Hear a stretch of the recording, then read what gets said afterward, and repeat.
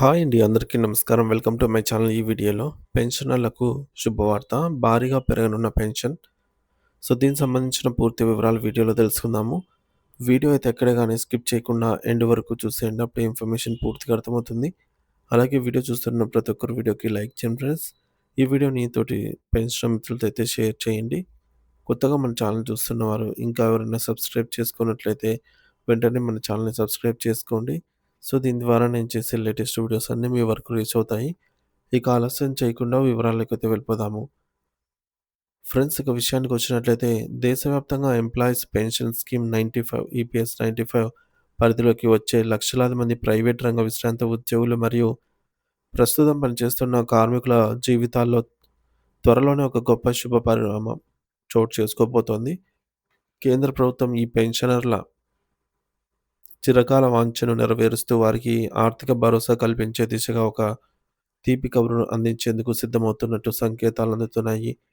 దశాబ్దాలుగా దేశం కోసం శ్రమించిన ప్రైవేట్ రంగ కార్మికులు తమ పదవీ విరమణ తర్వాత గౌరవప్రదమైన జీవితాన్ని గడపాలనే ఉద్దేశంతో ప్రభుత్వం ఈ కీలక నిర్ణయం తీసుకోనుంది. నిజానికి ఈ కనీస పెన్షన్ పెంపుదల అనే అంశం గత 12 ఏళ్లుగా ఎటువంటి పరిష్కారం లేకుండా పెండింగ్‌లోనే ఉండిపోయింది. ఇది పెన్షనర్ల మధ్య తీవ్ర అసంతృప్తికి కారణమైంది. అయితే రాబోయే 2026 కేంద్ర బడ్జెట్ సమావేశాల్లో దీనిపై ప్రభుత్వం పూర్తి స్థాయి స్పష్టతనిచ్చే అవకాశం ఉందని ఆర్థిక మరియు కార్మిక శాఖ వర్గాల ద్వారా సమాచారం అందుతోంది.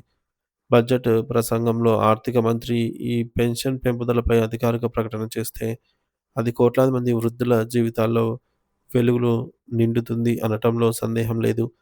ప్రస్తుత గణాంకాల ప్రకారంగా ప్రభుత్వం ఈ పెన్షన్ మొత్తాన్ని ఏకంగా 6 రెట్లు పెంచే ఆలోచనలో ఉన్నట్లు తెలుస్తోంది. ఇది పెన్షనర్ల చరిత్రలో ఒక అతిపెద్ద మార్పు అవుతుంది. ప్రస్తుతం employees provident fund organisation EPFO నిబంధనల ప్రకారం ఒక రిటైర్డ్ ఉద్యోగికి లభిస్తున్న కనీస నెలవారీ పెన్షన్ కేవలం రూ. 1000 మాత్రమే. ఈ స్వల్ప మొత్తం నేటి కాలంలో ఒక వ్యక్తి యొక్క కనీస అవసరాలను తీర్చడానికి కూడా ఏమాత్రం సరిపోవట్లేదు.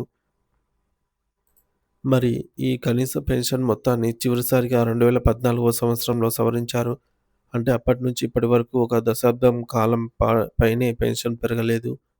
2014లో నిర్ణయించిన ఆ రూ. 1000 అప్పటి ధరలకు కొంతలో కొంత ఊరటనిచ్చినప్పటికీ గత 10 ఏళ్లలో దేశంలో ద్రవ్యోల్బణం విపరీతంగా అయితే పెరిగిపోయింది.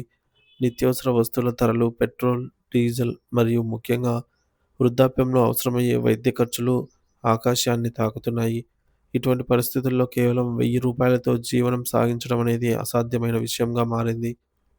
ఈ దయనీయ స్థితిని గమనించిన వివిధ కార్మిక సంఘాలు మరియు పెన్షనర్ల అసోసియేషన్లు గత కొన్నేళ్లుగా ప్రభుత్వంతో పోరాడుతూనే ఉన్నాయి. పెరిగిన జీవన వ్యయాన్ని దృష్టిలో ఉంచుకొని కనీస పెన్షన్ మొత్తాన్ని రూ. 1000 నుంచి రూ.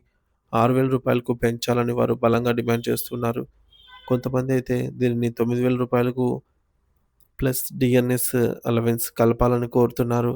వృద్ధాప్యంలో ఎవరిపైన ఆధారపడకుండా కనీస అవసరాలైన ఆహారం, మందులు వంటివి కొనుగోలు చేయడానికి కనీసం రూ. 6000 అనేది ఒక ప్రాథమిక అవసరమని వారు వాదిస్తున్నారు. ప్రభుత్వం గనుక ఈ డిమాండ్‌పై సానుకూలంగా స్పందించి చట్టబద్ధమైన నిర్ణయం తీసుకుంటే పెన్షనర్ల నెలవారీ ఆదాయం అక్షరాల 6 రెట్లు పెరుగుతుంది.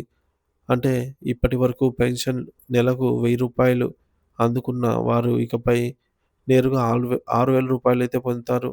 మరి ఇది వారి ఆర్థిక స్థితిగతులను పూర్తిగా మార్చివేస్తుంది. పెంపుదల వల్ల ప్రైవేట్ రంగంలో పనిచేసి రిటైర్ అయిన సుమారు 75 లక్షల మందికి పైగా పెన్షనర్లకు ప్రత్యక్షంగా లబ్ధి చేకూరుతుంది.